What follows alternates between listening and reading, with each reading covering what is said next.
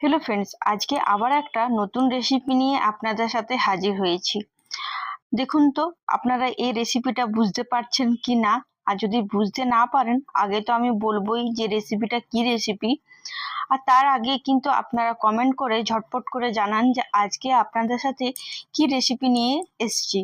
একদম নতুন নতুন রেসিপি নিয়ে আপনাদের সাথে হাজির হয়েছি। দেখে হয়তো আপনারা একটু একটু বুঝতে পারছেন যে রেসিপিটা কি হতে পারে। আজকে আপনাদের সাথে গাজর মাওয়া রোলের রেসিপি নিয়ে হাজির হয়েছি।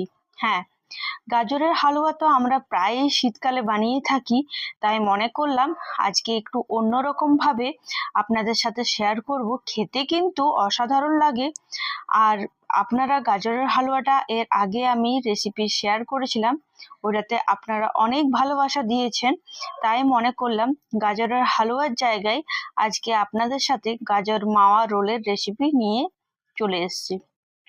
এইখানে আমি বড় বড় 3টে গাজর নিয়েছি। গাজর কিন্তু মার্কেটে দু ধরনের পাওয়া যায়, সকলেই কিন্তু আমরা জানি। একটা হচ্ছে অরেঞ্জ আর একটা একটু রেড রেড টাইপের যে গাজরটা হয়, সেটা কিন্তু গাজরের হালুয়ার জন্য একদম পারফেক্ট গাজর।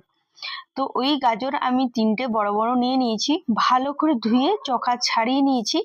আবার ভালো করে ধুয়ে একটা গ্রেটারের সাহায্যে যেদিকে একদম সরু মতন থাকবে সেদিকে এক এক করে আমরা গ্রেট করে নেব।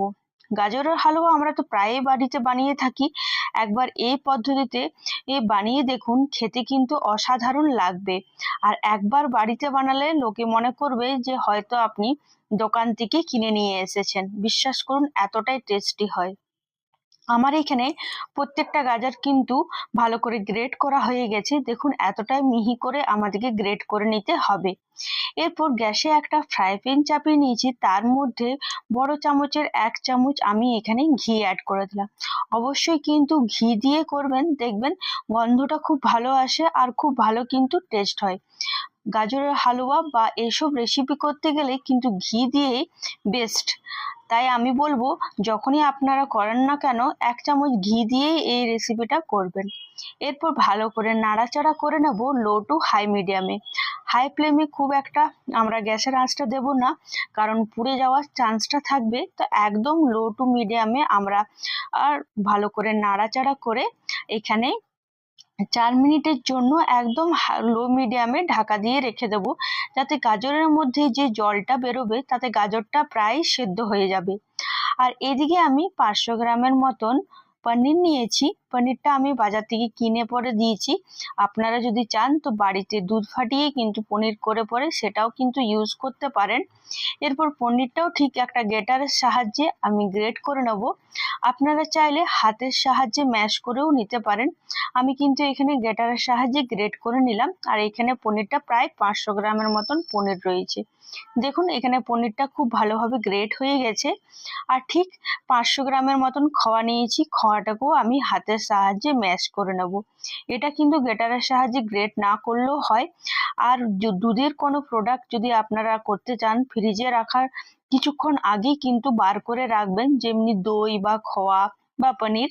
তাহলে দেখবেন খুব তাড়াতাড়ি গ্রেটারের সাহায্যে গ্রেট হয়ে যায় বা হাতের সাহায্যে ম্যাশ হয়ে যায়। এদিকে আমার 4 মিনিট হয়ে গেছে। দেখুন গাজরটা কতটা দিয়েছিলাম আর কতটা কম হয়ে গেছে, একদম অর্ধেক হয়ে গেছে। আর গাজরের জলে গাজরটা প্রায় কিন্তু সেদ্ধ হয়ে এসছে। এরপর আমি আধ কাপ চিনি অ্যাড করে দিলাম। আধ কাপ চিনি অ্যাড করে দিয়ে পরে ভালো করে আবার নাড়াচাড়া করে নেব। একদম গ্যাসের আঁচটা বারবার বলছি লো মিডিয়ামে রাখবেন, হাই ফ্লেমে কিন্তু একদমই করতে যাবেন না। চিনির মধ্যে যে জলটা বেরোবে আর গাজরের মধ্যে হালকা জল ছিল, দেখবেন আর একটু জল জল ভাব লাগবে, কিন্তু গাজরটা খুব ভালোভাবে ম্যাশের মতন খুব ভালোভাবে সেদ্ধ হয়ে যাবে। একদম মনেই হবে না যে আপনি গ্রেটারের সাহায্যে গ্রেট করেছেন, এত ভালো একটা টেস্ট আসবে। এরপর আমি এখানে 1 কাপের মতন দুধ নিয়ে নিয়েছি, দুধটাকেও অ্যাড করে ভালো করে এরপর নাড়াচাড়া করে ভালো করে ফুটিয়ে নেব। আর এরপর কিন্তু আর আমাদের ঢাকা দেওয়ার প্রয়োজন নেই, একবারই কিন্তু ঢাকা দেবেন। এরপর লো টু হাই মিডিয়ামে ভালো করে গাজরটাকে ফুটতে দেবো। আর এদিকে আমি 4-5টা এলাচকে ভালো করে হাতের সাহায্যে থেতো করে নিয়েছি, সেই থেতো এলাচটা অ্যাড করে দিলাম।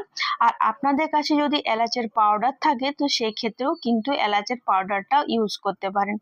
দেখুন এখানে আমার দুধটা প্রায় কম হয়ে এসছে আর একটু মাখো মাখো হয়ে এসছে জিনিসটা। এরপর কিভাবে আপনারা বুঝবেন যে দুধটা আর কতটা মানে আছে কি না, যখনই দেখবেন কম হয়ে এসছে সাইডে থেকে মাঝে থেকে একটু সরিয়ে পরে দেখবেন। দেখুন আমি আশা করি আপনাদেরকে দেখে বোঝাতে পারছি। দেখুন এখানে আমার কিন্তু একটুও কিন্তু আর দুধ নেই, পুরোপুরি মাখা মাখা হয়ে গেছে গাজরটা। গ্যাসের আঁচটা বন্ধ করে একটা সাইডে আমি রেখে দিলাম। আর এদিকে আর একটা কড়াই চাপিয়ে নিয়েছি। আমি এখানে লোহার কড়াই ইউজ করেছি, আপনারা চাইলে এমনি কড়াইও ইউজ করতে পারেন। এরপর পনিরটা খোয়াটা আমি এখানে অ্যাড করে দিলাম, আর তার সাথে 1 কাপ মিল্ক আর এলাচের গুঁড়ো আর তার সাথে মিল্ক পাউডার। এরপর লো টু হাই মিডিয়ামে খুব ভালো করে সবকিছু মিশিয়ে নেব। এটাকেও আমাদেরকে ঠিক মাখা মাখার মতনই করে নিতে হবে। দেখবেন খুব একটা সময় লাগবে না, চটজলদি কিন্তু হয়ে যাবে। আর আশা করি আপনাদের এই ভিডিওটা খুব ভালো লাগবে। আর যদি ভালো লেগে থাকে তাহলে অবশ্যই আমাকে কিন্তু কমেন্টে জানাতে ভুলবেন না। এরপর আমি এখানে একটা ইকো বেক পেপার নিয়ে নিয়েছি। এরপর ওই পেপারের মধ্যে গাজরটা যেটা আমরা ভেজে রেখেছিলাম, মানে ভালো করে মাখা মাখা করে রেখেছিলাম, সেটা এখানে ভালো করে একদম ফ্ল্যাট ভাবে আমাদেরকে ফেলিয়ে নিতে হবে। একটু রেক্ট্যাঙ্গেল অ্যাঙ্গেলের মতনই আমাদেরকে করে নিতে হবে, যাতে আমরা যে দুধের মানে খোয়াটা আর পনিরটা যেটা তৈরি করেছি সেটা যাতে আমরা দিতে পারি। সে কারণেই দেখুন এভাবে কিন্তু জিনিসটাকে তৈরি করতে হবে। আর এদিকে দেখুন দুধটাও আমার খুব ভালোভাবে তৈরি হয়ে গেছে। সামান্য একটু দুধ আছে, আর একটু ভালো করে জাল দিয়ে আমাদেরকে আর 2-3 মিনিট একটু সময় ধরে আমাদেরকে এটাকেও মাখা মাখা করে নিতে হবে। এটা করতে খুব একটা সময় লাগবে না, ধরুন ওই 4 থেকে 5 মিনিটের মতন সময় লাগবে। আর গাজরের হালুয়া করতে সকলেই আমরা জানি খুব একটা সময় লাগে না, গ্রেট করতেই যতক্ষণ সময় লাগে, তাছাড়া চটজলদি কিন্তু হয়ে যায়। 4 মিনিট ঢাকা দিয়ে গাজরটাকে ভালো করে সেদ্ধ করবেন, আর তারপর দুধ দিয়ে একটু ভালো করে ফুটিয়ে দিলেই কিন্তু গাজরের হালুয়া কমপ্লিট। আর ওই গাজরের হালুয়া করার পর আমরা এই গাজরের খোয়া রোলটা তৈরি করব। এখানে দেখুন আমার খোয়াটা পনিরটা খুব ভালোভাবে মাখা মাখা হয়ে গেছে। আমি ঠিক ইকো বেক পেপারে আবার ঢেলে নিলাম, আর ওইভাবেই ফেলে নিলাম যাতে জিনিসটা খুব ভালোভাবে তৈরি হয়ে যায়। একটা খুন্তির সাহায্যে আমরা এইভাবে তৈরি করে নেব। এরপর ইকো বেক পেপারটা তুলে পরে হাতের সাহায্যে হালকা করে দেবে, এইভাবে কিন্তু আমাদেরকে রোল করে নিতে হবে। আশা করি আপনারা দেখে বুঝতে পারছেন। ঠিক এভাবে যদি আপনারা প্রসেসে করেন তো দেখবেন খুব ভালো একটা জিনিস তৈরি হয়ে যাবে, মানে খেতে দুর্দান্ত লাগবে। মনেই হবে না যে আপনি বাড়িতে এটা তৈরি করেছেন। এরপর যে গাজরটা তৈরি করে রেখেছিলাম সেই গাজরটার উপরে এটা দিয়ে দেবো। অবশ্যই কিন্তু একটু ঠান্ডা হলে বেশি ভালো হয়, হাতে যদি সময় থাকে তো একটু ভালো করে ঠান্ডা করে তারপর করবেন। আমার হাতে খুব একটা সময় ছিল না, তাই একটু গরম অবস্থায় আমি এটা করবার চেষ্টা করেছি। এরপর যে খোয়াটা আমরা তৈরি করে রেখেছিলাম সেই খোয়াটা পনিরটা একসাথে এভাবে রোল করে নিতে হবে। ঠিক এভাবে রোল আমাদেরকে করার পর আমরা ফ্রিজে প্রায় 1 ঘন্টা থেকে 2 ঘন্টা ডিপ ফ্রিজে কিন্তু আমাদেরকে রেখে নিতে হবে। এখানে আমার 2 ঘন্টা হয়ে গেছে, দেখুন খুব ভালোভাবে সেট হয়ে গেছে। মনেই হচ্ছে না যে এটা আমি বাড়িতে তৈরি করেছি, প্রথমবার আমি এটা ট্রাই করেছি। খেতে কিন্তু অসাধারণ লেগেছে, আমি নিজেও বিশ্বাস করতে পারিনি। এরপর ফ্রিজ থেকে বার করে নেওয়ার পর একটা পাতলা সুতোর সাহায্যে আমরা এক এক করে এভাবেই কেটে নেব। চাকুতে কিন্তু কাটবেন না, এইভাবে পাতলা সুতোতে করে কাটবেন। আর যদি চাকুতে কাটেন তো একদম পাতলা সরু যে চাকুগুলো হয়, বড় না ছোট চাকুগুলো, সেগুলোর সাহায্যে কিন্তু আপনারা কাটতে পারবেন।